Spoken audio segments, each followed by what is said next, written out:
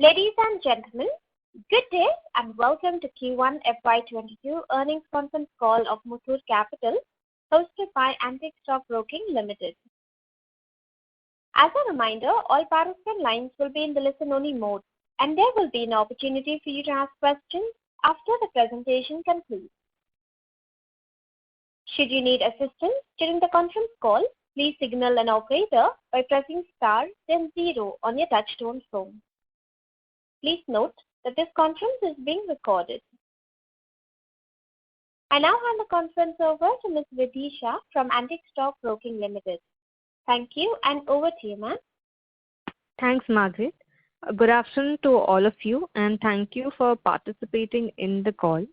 We have with us management of Muthoot Capital, Mr. Madhu Alexis, Chief Operating Officer, and Mr. Vinod Panikkar, Chief Financial Officer.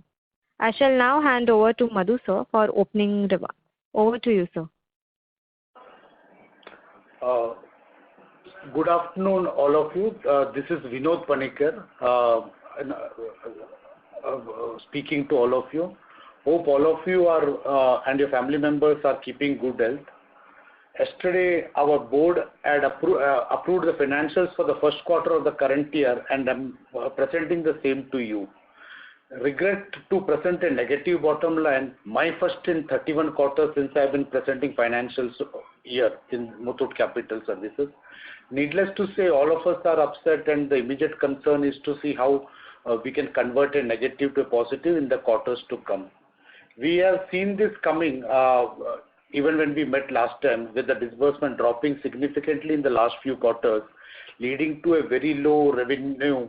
And then in Q1, the pandemic taking toll of us, ensuring that we can't move out, our customers can't come to us for disbursements or payments, all of which led to higher delinquencies, thereby higher provisioning.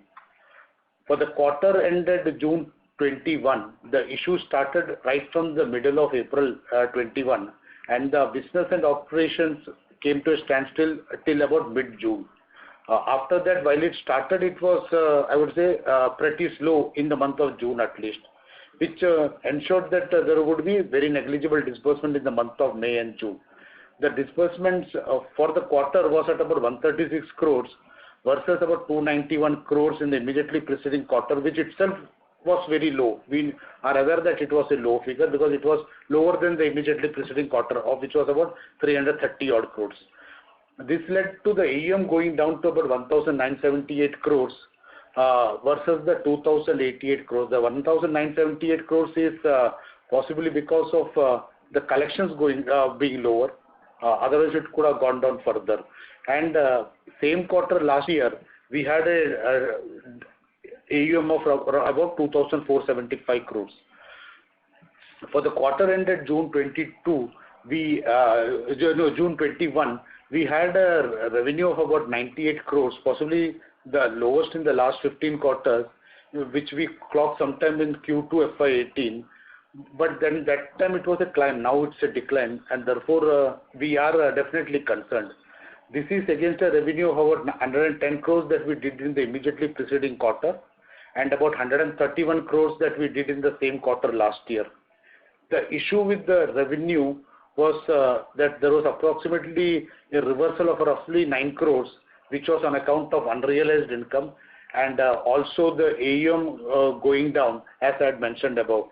Here I would just want to say that we have been following whatever we did under IGAP in terms of income reversals. Well, while there are a lot of other NBFCs who don't actually reverse, we against every NPA, every rupee of income, we do reverse. I had mentioned it some quarters back when we first time got into Ind AS. What steps are we taking for improvement? I'm sure will be a query from all of you, and when that comes up, we will address the same to your satisfaction. The finance expenses was at about 40 crores, which is lower than the immediately preceding quarter, which was 41.9 crores or 42 crores, and the same quarter last year it was about 53 crores. So in terms of the interest rate or the cost of funds, it has come down to about 8.98. It was at about 9.12 in the last quarter and about 9.92 in the same quarter last year. We our belief is that these rates will hold for at least a couple of more quarters before we see some spike. The lower interest cost was based on both reduced utilization of funds of about 376 crores versus the same quarter last year, and 75 crores in the immediately preceding quarter, and definitely the lower interest rate which I mentioned above. The OPEX versus the last quarter, immediately preceding quarter, also saw a dip, mainly because most of our team members were at home, and therefore collection was not actually handed over to the outsourced agencies, and the in-house team was following up on all the collections, not necessarily the collection and sales team, but even the back office guys were actually following up for that. And therefore that was a dip. It was more or less in line with the same quarter last year when similar situation prevailed. The provisioning was on account of high delinquency that we saw in this quarter. From about 179 crores, the overall provisioning went up to about 228 crores, which is about close to 50 crores of provisioning, which was accounted in the current quarter. The bucket-wise movement into the next level also impacted. Well, the NPA did go up, but at the same time, the bucket-wise movement also impacted us a lot. This is after we actually had restructured about 37,000 odd accounts with a value of about 130 crores. The positive side out of this is, out of the 130 crores, close to 65 odd crores worth of accounts are guys who have actually paid up in the month of July, which is a positive sign, and we are fairly confident that this would continue as we go forward. Maybe August would be even better, September could get better than August, and so on and so forth. In fact, in the first 9 days of August also, we are seeing that we have collected about 55% of the monthly billing already. Last month of July, we collected about 92%, while we had actually collected only 58% in May and 68% in June. So we are seeing the trends improving, and we are fairly confident that this would be the positive things will come as we go forward in the current quarter and the next couple of quarters. The bad collection and therefore the impact on the NPA led to a provisioning of 50 crores, just as I mentioned, which unfortunately amounts to about 52% of the income that we have reported. This led to a loss of about 19.9 crores before tax and about 14.7 crores after tax. Our single point agenda is how to come out of it. We have drawn up a detailed plan, and we are working towards meeting that one point agenda. I'm sure all of you will have queries on that, but I would request all of you to hear Madhu first before you have your queries addressed. Over to you, Madhu. Thank you very much, Vinod, and good noon to all of you. First of all, I hope all of you are safe. I think wave 2 had its own impact, and all of us were really worried as far as wave 2 is concerned compared to wave 1. And from that perspective, I think we should see Q1 results and market from the context of 2 or 3 critical events, which I'll list out right now. This time the pandemic spread, besides urban, it went deep into rural areas, and it really crippled, across the country, every kind of business, every kind of operation. So the impact was much significant compared to what it was earlier. And it happened at a time when, we traversed in Q3 and Q4, we thought we are back to normal and business as usual. And then we saw Q1 pandemic and everything kind of coming to a standstill. Second was, the result of pandemic impacting two-wheeler industry, where on an average 45 lakh to 50 lakh vehicles were sold in a quarter. In Q1, the overall sales that two-wheeler industry could do was about 22 lakhs. A normal month, the sale would be 16 to 17 lakh, and for a quarter Q1, it happened only 22 lakhs. So there had been a impact in the industry as a whole. At the same time, I would not mince words in telling that customers' cash flow also got impacted significantly in Q1 compared to last year. This time we saw customers really facing the problem because most of the businesses were closed, and these are the customers who are either dependent on their daily activities, or they are small business operators. So these are the few events that we should keep in mind while we assess the result across the industry. But MCSL as an organization, and arising out of the experience that we had during the first lockdown and the way we addressed it, we were really geared up to take this very systematically and in a focused manner. We ensured business continuity across the country. We were able to support operations pan-India. There were severe lockdown in Kerala. Despite that, across the country, operations had been functioning normally. Wherever states were open or dealerships were open, we were able to continue our business without impacting any of our turnaround time. All dealers across the country, and if MFL, that is Muthoot Fincorp branches, were open, we continued our disbursement, we continued our operations, we continued our collections. So that was a good sign that as an organization we learned how to face these lockdowns, and wherever we have opportunity, we did not miss it out. We also ensured that there's a continuous engagement with the customer. Last time I had mentioned about Customer Connect programs that we have, which we have built internally, where the entire organization, if there's a lockdown and where we cannot operate out in the field, the team focuses on connecting with customer in a very systematic way. We connected with customers and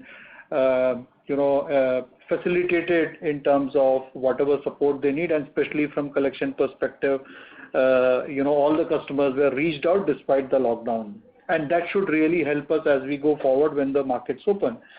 Of course, ensuring safety of our staff was most important thing. We focused on promoting vaccination as a group.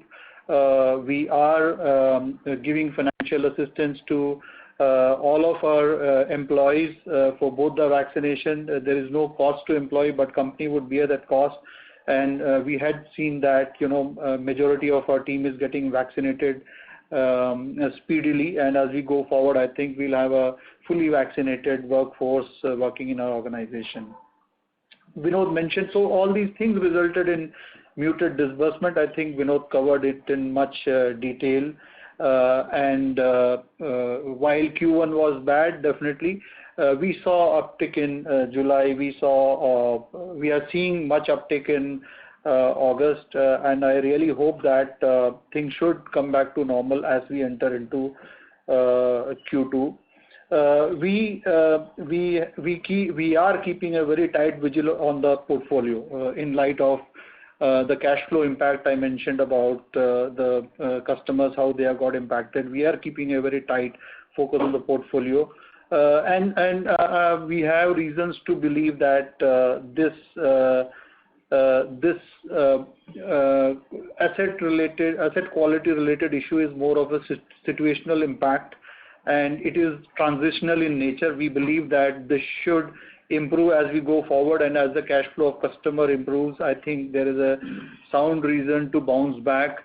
The default in terms of intention of the customer, default in terms of customer absconding, that is not visible as of now. If we see even the first lockdown also, we did not see that, and customers kind of came back and paid their installments. So from that perspective, we are monitoring the portfolio very closely. From a futuristic perspective, I think I'll give a slight flavor and then we'll get into Q&A. We are seeing green shoots in terms of two-wheeler demand. We are also seeing, I mentioned about improvement in customers' cash flow, which is resulting in a much better collections. It reminds me how we closed Q4. I think we are somewhere heading towards that in terms of improvement versus Q1. As I speak to you, I think about our internal assessment says that about 90% dealerships were operational in July, and we hope and as of we believe that about 100% dealerships are functioning in the month of August. Two-wheeler sales has actually picked up in July. Two-wheeler industry sold about 12.4 lakh units of two-wheeler. We expect this momentum to go up as we go forward. We see some pain in terms of production at OEM levels, supply levels, but that is easing out. That was in the month of July, but we see a lot easing it. Things are easing out. We see a very big uptick in Onam in terms of the stock that is available from dealer and the initial demand that we are seeing. We have put a lot of marketing effort for Onam in terms of marketing campaign through radios and digital mediums. So we are seeing that numbers are moving up in terms of, from dealer point itself, the sales are good. And as we enter into September and October, let's say Puja, Ganesh Chaturthi and things like that, and then as we enter into Diwali time, I think things should be absolutely normal from OEM perspective, I'm seeing. From the manufacturing and supply perspective, I'm saying. And once that happens, I think we should be back to the business as usual. From our perspective, just a flavor that we are in around 234 districts, of which about 150 districts is where we are very strongly present. We are very gung-ho about those areas, and from our present area itself, if we are able to get our counter shares, I think that should give us a good fillip in Q2. We have identified growth districts, which I have mentioned in my earlier call as well when we were into our budgeting piece. So very clearly we have identified which are the districts will grow, which are the districts will consolidate our counter share or market share. And I mentioned about the festive season. We are going aggressive in terms of our marketing and sales campaigns. For us, we are back to business as usual as far as our business is concerned. Q1, I mentioned it was one-off for the entire country, entire world. But for us now we are back to business. Over to the audience for Q&A. If Vidhi, if I can request, you can open Q&A session. Sure. Thank you very much. We will now begin the question and answer session. Anyone who wishes to ask a question may press star and 1 on the touchtone telephone. If you wish to remove yourself from the question queue, you may press star and 2. Participants are requested to use handsets while asking a question. Anyone who would like to ask a question, please press star and 1 at this time. Ladies and gentlemen, we will wait for a moment while the question queue assembles.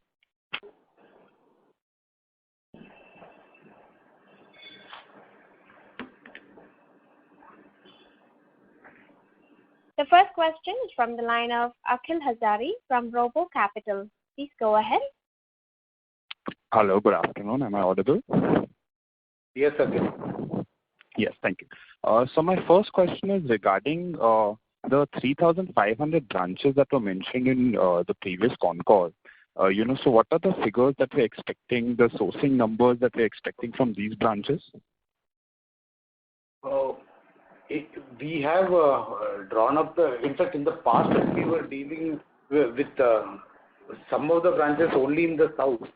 These days, roughly about 17, 18 or 19% of our disbursement is happening from these branches. But over a period of time, these numbers as a percentage have gone down. So this year we are aggressively looking at sourcing through those branches, and we are targeting about 40,000 disbursements from these branches, which could be close to 300 crores of disbursement in the current financial year. 300 crores of disbursements. Okay, was that okay? Could you hear me, or should I repeat? I just the 40,000 disbursements I got, and so that is valued at 300 crores.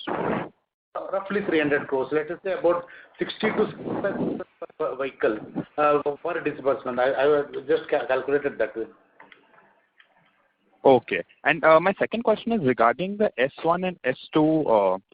Can you give me the bifurcation? So in the presentation it's given together. So what is the S1 numbers and what are the S2 numbers? Just a minute. Go to the other presentation. Give me a second. No problem.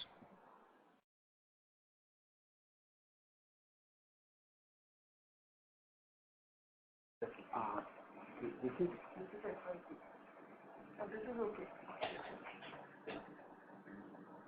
is S1, right? Yeah. Roughly about 57% of that AUM is in S1. 26% in S2 and 17% in S3. So that 1978, you can 1,978 is the overall number which I said. Right. You can split it that way: 57, 26, and 70. Okay, fine. Okay, thank you so much. I'll get back into the queue. Thanks, Akhil. Thank you.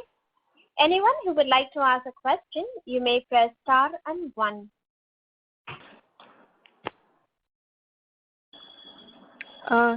In the meantime, sir, I'd like to ask a question.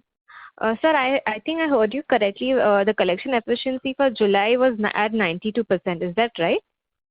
That's right, ma'am. Okay. And sir, do we see any more restructuring happening in Q2 as well? Like this quarter, we did some 128 crores of restructuring. Do we see any more restructuring in Q2?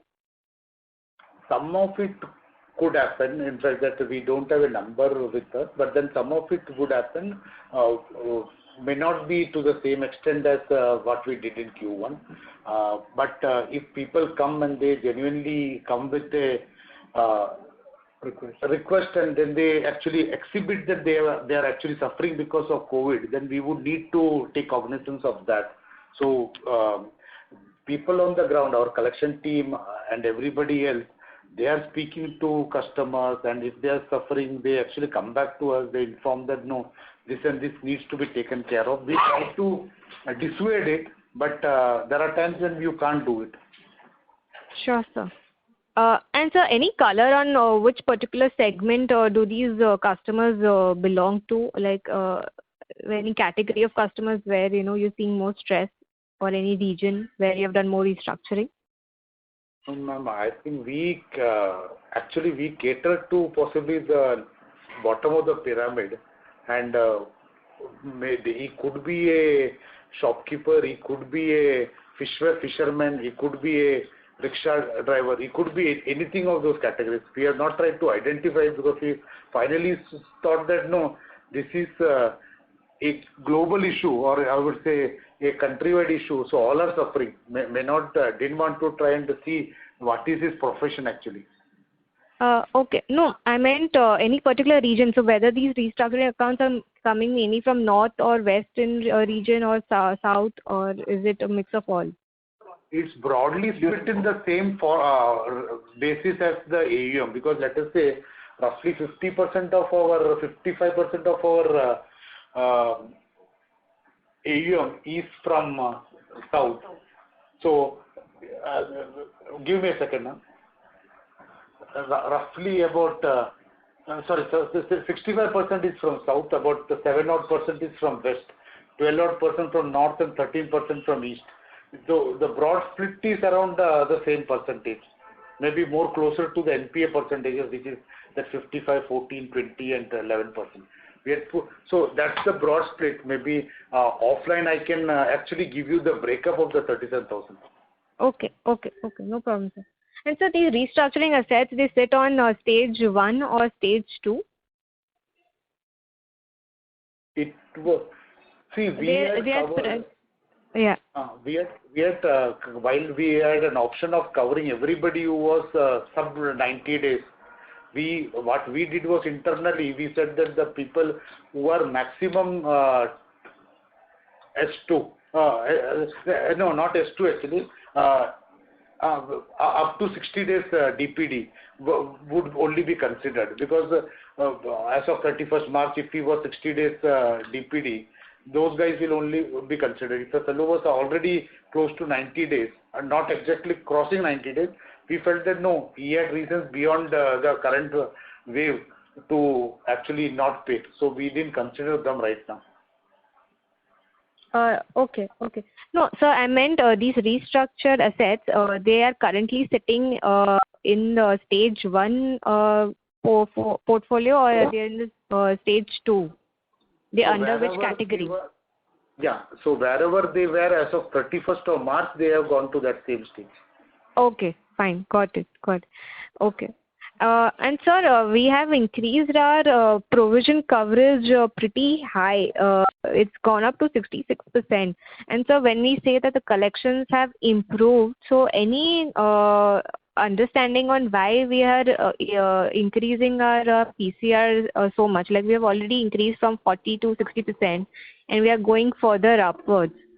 So any reason behind that, and till what level will we be comfortable on the PCR? No, ma'am. Actually, our provision coverage ratio is around, how do I put it? It is for our hypothecation loans, it's about 45. And for our other loans, we have kept it close to 100, 99.5. So on an overall basis, so this is the S3 accounts. On an overall basis, our provisioning is about 11.6% of our total book. Okay. And sir, how much do we have the COVID-related provisions do we carry in our book? Currently, we have not carried anything extra, but we are fairly confident that a lot of it, basis whatever we have seen in July, whatever we are now seeing for the first 9 days. Yesterday was the 10th day. Okay, my records are up to the 9th day of August. We are fairly confident that a lot of it would either get moved to COVID-related provisioning and we don't reverse it, or it would get reversed. Either of the two will happen. Okay, fine. Got it. Sir, and lastly, I'm asking on the asset quality. So we are we are seeing increase in stress in north and west. I know we have asked this before also, that in north and west we are seeing more stress, and so how, if you can just explain what measures are we taking, and whether or because of the COVID this situation deteriorated, and if you can give some sense on that. Vidhi, Madhu here. I think the delinquency perspective, it has impacted across the country uniformly. But whatever measures we had taken in west, north, or any other area where we have delinquency-related problems, I think that area, those areas, we should see a lot of improvement as the areas are opening up. People are able to travel. The collection team is able to visit the customer and collect the money. So because of pandemic, so to answer your question, because of pandemic, has the portfolio further deteriorated? No, the deterioration is normal across the country. So what happens next? The way forward is whatever steps you are taking, it should improve and bring you back to business as usual as you continue your tight collection campaigns. North and west, especially west, was very badly affected. Maharashtra was the area which was badly affected by pandemic, and more because people were not able to travel. It is not that many customers were affected much severely, but the lockdowns were much stricter. People were not able to go out, move, and once that physical movement restrictions were removed, now people are able to move around. So the business model is simple. See, if customer is there, if people can go and meet, and a reasonable amount of pressure also has to be given in collections where customer is not paying. If that is happening, then the money comes. So it's very simple business model as far as two-wheeler collections is concerned. Okay. No, because so there are other companies also like Bajaj, and Bajaj also has seen a very high deterioration asset quality. Their two-wheeler, three-wheeler is mainly 19%, and that's actually because the three-wheeler was not doing good. Whereas Cuff has also mentioned the same, and also Bajaj, the product having a different kind of customers, and deterioration being much higher. Whereas Cuff, if you see, relatively has done better in terms of asset quality in the two-wheeler segment. So I was just wondering, where do we stand, and what is our strategy going ahead, or because I guess we also are present mainly in Hero and Honda two-wheelers. The majority of portfolio is that, but still we have seen some quite significant deterioration, compared to our peers. So, any reason behind that, or any thoughts on the same? No, I don't think so. We can attribute this to any other reason than the lockdown, or people not able to move around. Of course, I mentioned about customers' cash flow getting impacted. That is a fact. That is truth.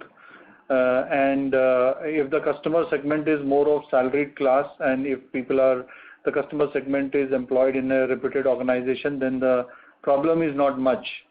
But if people are self-employed and they are into their daily business, they are having a small shops which they open in the morning, and evening they earn some money and then go home. If that is the segment, then it is impacted. I mean, it is known to everyone. So it's more about that, and lot of captive financiers who do business, they have their model of dealer collections as well. So if their dealerships were closed, then probably their collection would have got impacted. So it is about physical presence. It is about distribution working in your favor. That is important. If that is there, then I think it is about the effort, the value of the effort that you put, and that is proportional to kind of collections that you get. Okay.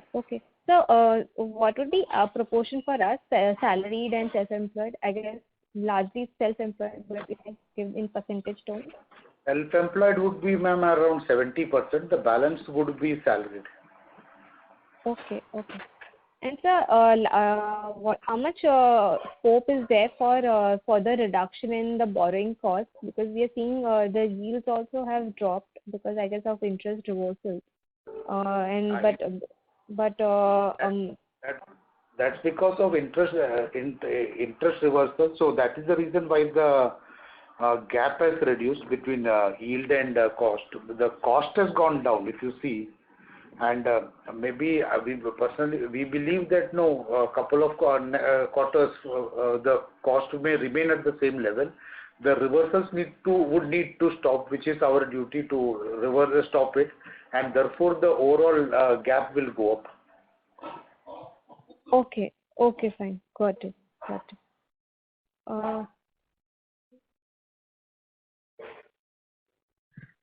Margaret, you can open the floor actually for question and answers. Thank you. Ladies and gentlemen, you may press star and 1 to ask a question at this time.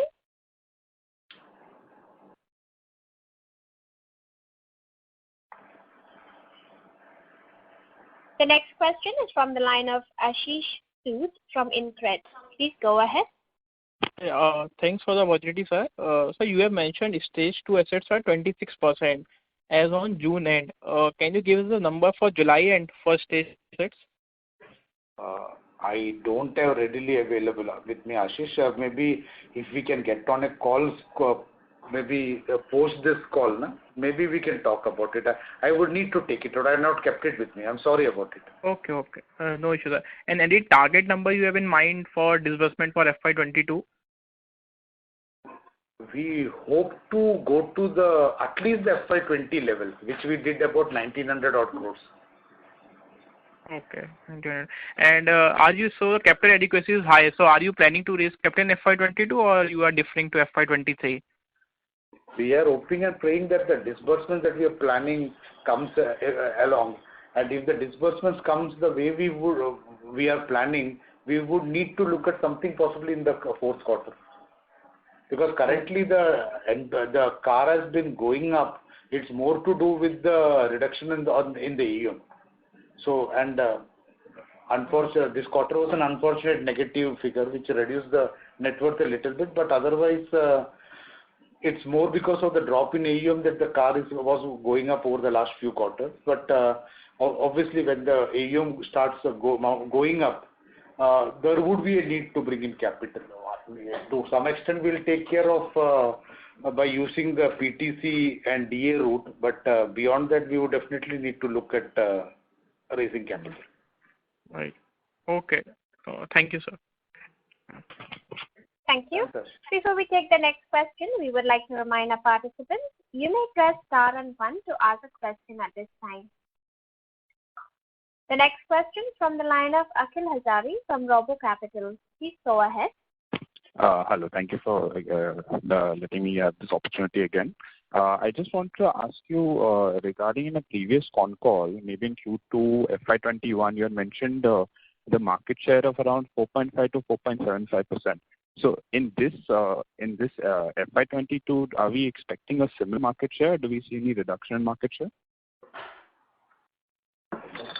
Akhil, Madhu here. I think on an ongoing basis, from the finance portfolio, that is a vehicle that is financed in the market, we are aiming at around 4.5 to 5% market share. And from overall industry perspective, it comes to around 1.65 to 1.7%. That is the target that we look at every time. I mentioned about the areas that we are operational and where we want to grow and things like that. And when we look at those areas, 4.5 to 4.75 is the minimum market share of the financed vehicle that we aim at. And that's how the viability comes. That's how the counters are decided. The deployment of manpower happens. So it's a part of the business model. So we should, as an organization, we are committed to reaching those market shares. Oh, okay. Thank you so much. Thank you. Anyone who would like to ask a question, you may press star and 1.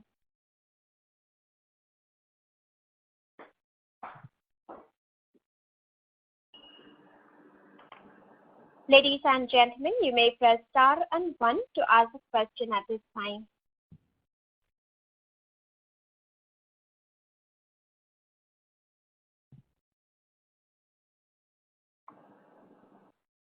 As there are no further questions from the participants, I now hand the conference over to the management for closing comments.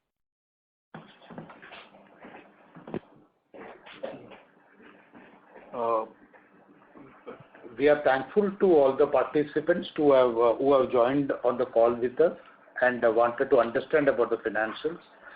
We have tried our best to articulate most of the things that we felt was necessary. We have also put up a detailed presentation on the website and also on the websites of both BSE and NSE. We believe that is very detailed and it covers all the aspects that one would want to know about the organization and the financials for the quarter.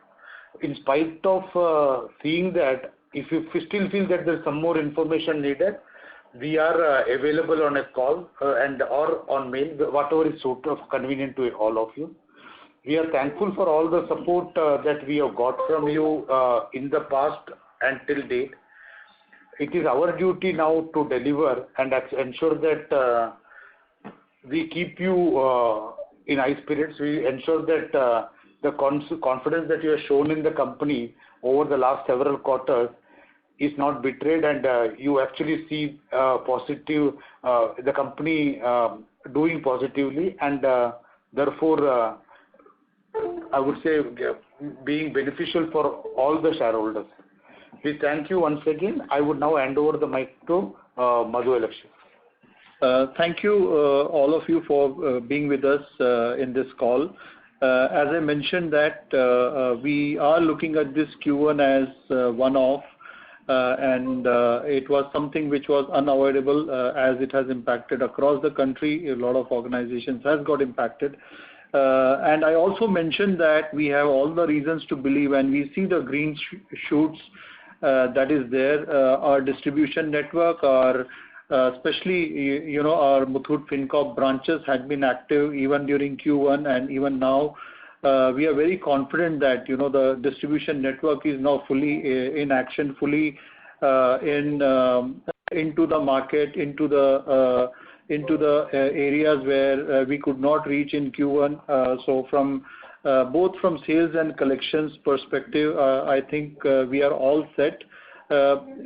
We hope that around Q2 definitely there would be a significant improvement from Q1, and Q3 is where, and that is assurance we have given to our board, and that Q3 is where we'll be back to business as usual, and I think then it is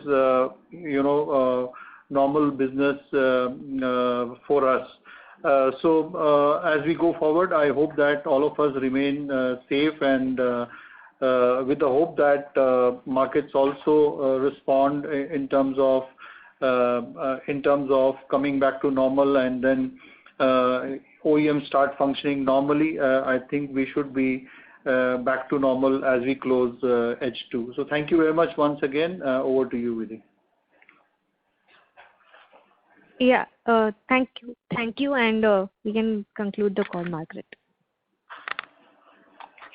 Thank you. On behalf of Antique Stock Broking Limited, that concludes this conference. Thank you for joining us, and you may now disconnect your line.